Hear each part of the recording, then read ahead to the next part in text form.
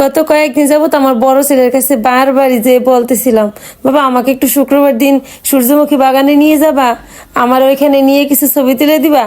বলতেছিল ঠিক আছে, যদি শুক্রবার দিন 3টার মধ্যে রেডি হইতে পারো তাহলে তোমাকে নিয়ে যাব, আর অনেক ছবিও তুলে দিব। যে কথা সেই কাজ, তাড়াতাড়ি 3টার মধ্যে এই যে রেডি হয়েছি।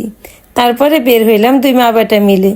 তো আমার বড় ছেলে এখানে রিক্সা ঠিক করতেছিল, হঠাৎই এমনটা হবে ভাবতেও পারিনি। এই যে আমাদের দাদা গাড়ি নিয়ে আমাদের সামনে দিয়ে যাচ্ছিল, আমাদেরকে দেখে বললো, না রিক্সা ঠিক করে না, আমার গাড়িতে আসো, চলো তোমাদেরকে নামাই দিব ওই জায়গা, আমরা যাব কানাইপুরে, তার আগে তোমাদেরকে ওইখানে নামাই দিয়ে আসি। আমি বললাম, না দাদা কষ্ট করে এত দূর যাবেন কেন? বলে, না তোমার বৌদি আসতেছে, তোমাদের আমার গাড়িতে করে চলো নামাই দিয়ে আসি, আর আমরাও না হয় সূর্যমুখী বাগানটা একটু দেখে আসলাম। এই যে হচ্ছে আমাদের দাদা, আর সাথে ছিল ওই যে বৌদি। এই দাদার বৌদি আমাদের সবার অনেক প্রিয়। দাদা অনেক ভালো মনের একজন মানুষ, আর আমাদের বৌদিও অনেক ভালো। তো দাদা বৌদির সাথে চলে আসলাম আমাদের গন্তব্যস্থলে। এখানে প্রত্যেক বছর সূর্যমুখী বাগানে আসি আমরা ছবি তুলতে, বাগানটা ঘুরে দেখতে। সবাই তো সরিষা খেতে যাচ্ছে, আমার খুব মন চাইতেছিল সরিষা খেতে যেয়ে কিছু ছবি তুলবো, কিন্তু প্রত্যেক বছর এখানে এসে আমি সরিষা ক্ষেতও পাই, আর হচ্ছে সূর্যমুখী বাগানও পাই। একদিকে সরিষা ক্ষেত থাকে আর একদিকে সূর্যমুখী বাগান। তো এইবার হচ্ছে সূর্যমুখী বাগান ছিল, সরিষা ক্ষেত আর করে নাই, শুধু চারিদিকে সূর্যমুখী ফুল আর ফুল। এই যে দেখেন প্রচুর লোক। আমরা কিন্তু 3:30 পৌনে 4টার মধ্যে এখানে ঢুকি, কিন্তু তখনও প্রচুর ভিড়। আর এই যে নিচে নামা কিন্তু নিষেধ, মাইক নিয়ে বারবার বলতেছিল নিচে কেউ নামবেন না। কে শোনে কার কথা? ঝটপট নিচে নামলাম, আর ওই যে ব্যাগটাকে ওইখানে রেখে ফুল গাছের সামনে দাঁড়িয়ে পড়লাম। ছেলেকে বললাম, বাবা শিগগিরই আমার অনেক অনেক ছবি তোলো, আর হচ্ছে একটু ভিডিও করো। আমি ঝটপট এখান থেকে উপরে উঠে যাই। আমি নিচে বেশি সময় থাকলাম না, কারণ নিচে নামা তো নিষেধ, ওইখানে শান্তিতে ছবি তোলা যাচ্ছে না। বারবার মাইকিং করতেছিল, বলতেছিল উপরে ওঠেন উপরে ওঠেন। তো আমি উপরে উঠে চলে আসলাম, এবার শান্তি করে ছবি তুলবো আর ভিডিও করব। তো আমি তো এখানে বসে ছবি তুলতেছি, এর মধ্যে হঠাৎ দেখি আমার সামনে দিয়ে আমার পরিচিত এক সুন্দরী বৌদি যাচ্ছে। তারপর তাকে ডেকে এনে আমার পাশে বসিয়ে নিলাম। তারপরে দুইজনে মিলে ছবি তুললাম আর একটু সাথে ভিডিও করে নিলাম। তো আমার বড় ছেলে বলছিল, মা তুমি তো সূর্যমুখী বাগানে যেতে চাচ্ছ, তাহলে তোমার হচ্ছে হাতে কাজ করা যে হলুদ শাড়িটা আছে ওইটাই পরে ওই দিন যাইও, ভালো লাগবে, সূর্যমুখী ফুলের কালারের সাথে তোমার শাড়িটা একদম ম্যাচিং হয়ে যাবে। তো ছেলের আবদারেই আমি হচ্ছে এই যে আমার হাতে কাজ করা এই শাড়িটা পরে আসছি। আমার সঙ্গে ছিল আমার দুজন প্রিয় মানুষ, আর চারিদিকে ছিল হাজার হাজার সূর্যমুখী ফুল। মুহূর্তটা অনেক সুন্দর ছিল।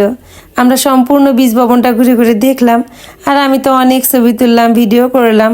তারপরও মনের মধ্যে কিন্তু একটা কষ্ট রয়েই গেল, ওই যে সরিষা ফুলের সাথে ছবি তুলতে পারলাম না। প্রত্যেক বছর এখানে আসি, এখানে এক পাশে হচ্ছে সরিষা ফুলের ক্ষেত করে, তো এই বছর আমি সরিষা ফুলের ক্ষেত পাই নাই। সরিষা ফুলের সাথে আমার ছবি তোলাটা হইল না, মনের মধ্যে কষ্ট নিয়ে ওইখান থেকে আমরা বের হয়ে আসলাম। সত্যি বিকালটা অনেক অনেক সুন্দর ছিল। আর আমরা যখন এখানে ঢুকলাম তখন কিন্তু এতটা ভিড় ছিল না, যখন আমরা বের হয়ে আসতেছিলাম তখন কিন্তু প্রচুর পরিমাণে ভিড় শুরু হয়ে গেছে। তো দাদা আমাদেরকে বলল, চলো আমরা তোমাদেরকে আঙ্গিনায় নামাই দিয়ে যাই। দাদাকে বলছিলাম, না দাদা থাক, আমরা মা বেটা দুইজনে রিক্সা নিয়ে চলে যাই। দাদা বলে, না কেন, চলো তোমাদেরকে আঙ্গিনায় নামাই দিয়ে আসি। দাদা যাবে সেই কানাইপুরে। দাদা বৌদি প্রত্যেক শুক্রবারে এইভাবে দুইজনে ঘুরে। যাক, তাও আমার সৌভাগ্য হইল দাদা বৌদির সাথে এইভাবে একটা দিন শুক্রবার বিকেলে ঘুরে বেড়ানোর মতো। তো দাদা আমাদেরকে আঙ্গিনায় নামাই দিয়ে গেল, আমরা মা বেটা চলে আসলাম আঙ্গিনায়। বেশ কয়েক শুক্রবার পরে আমি আঙ্গিনায় আসলাম, কিন্তু আঙ্গিনায় ঢুকতেই না আমার মনটা খারাপ হয়ে গেল। আমাদের আঙ্গিনায় তো প্রত্যেক শুক্রবার বিকালবেলা কীর্তন হয়, আর কীর্তন বেলার যে কীর্তন করতো সেই ভাইটা তো গত কিছুদিন আগে মারা গেল। শুক্রবার দিন বিকালবেলা আঙ্গিনায় আসলে যে মধুর কণ্ঠে কীর্তন গাইতো সে আর নাই। আমার ওর কণ্ঠে গাওয়া কীর্তন এত ভালো লাগতো। আমি শুক্রবার দিন আঙ্গিনায় এসে নাট মন্দিরের ভিতরে বসে খুব কাছ থেকে ওর কীর্তন শুনতাম, ওর মুখের দিকে চেয়ে বসে থাকতাম। আমার কি যে ভালো লাগতো ওর গাওয়া কীর্তন, বলে বোঝানোর মতো না।